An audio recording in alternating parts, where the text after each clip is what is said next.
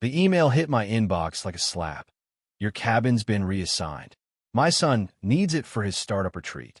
Regards, Karen.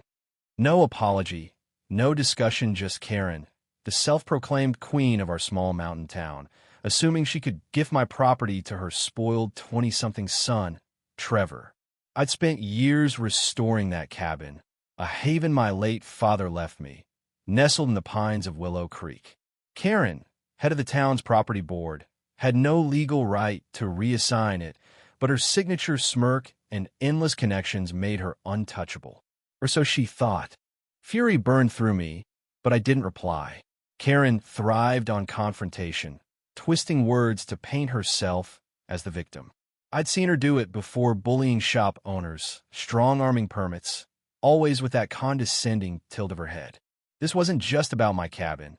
It was about her belief that rules didn't apply to her. I drove to Willow Creek that weekend, expecting to find Trevor sipping artisanal coffee on my porch. Instead, the cabin was locked, windows dark.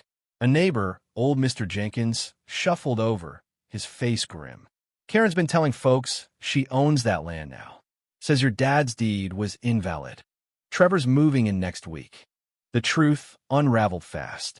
Karen had forged documents, claiming my father's property was public land under her board's control.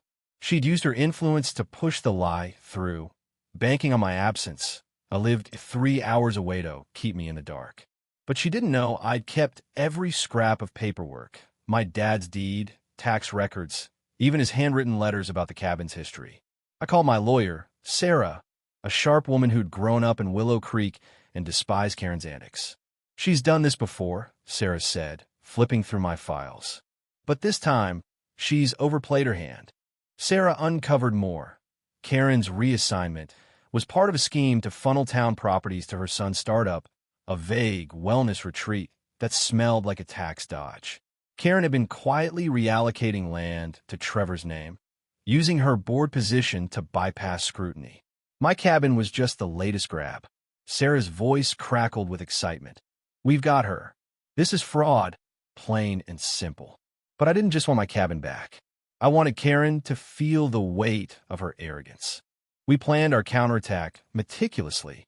First, I returned to Willow Creek and erected a chain-link fence around the cabin's perimeter, topped with barbed wire for good measure. I posted private property signs every 10 feet, each one bearing my name and the deed number.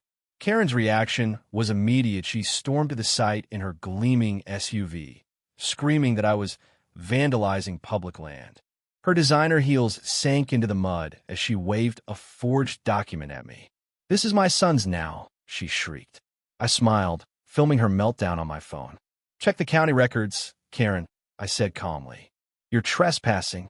The confrontation escalated the next day when Trevor arrived with a U-Haul, expecting to move in. He was a carbon copy of Karen's same smug grin, same sense of entitlement. But the fence stopped him cold. He called his mother, who showed up with a local deputy she'd sweet-talked. The deputy, a young guy named Mike, looked uneasy as Karen ranted about squatters. I handed him my deed and Sarah's legal brief. Then came the twist. Mr. Jenkins, the quiet neighbor, wasn't just a bystander.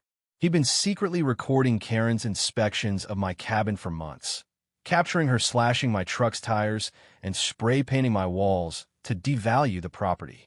He'd stayed silent, fearing her influence, but my fight gave him courage. She did the same to my cousin's orchard. He confessed, handing over a USB drive of footage. Ruined his life for her son's business. The videos showed Karen's vandalism in crisp detail, her laughing as she smashed my windows, her voice dripping with contempt. He doesn't deserve this place. Armed with Jenkins' evidence, Sarah filed a lawsuit against Karen for fraud, vandalism, and abuse of power. The town buzzed as the case gained traction.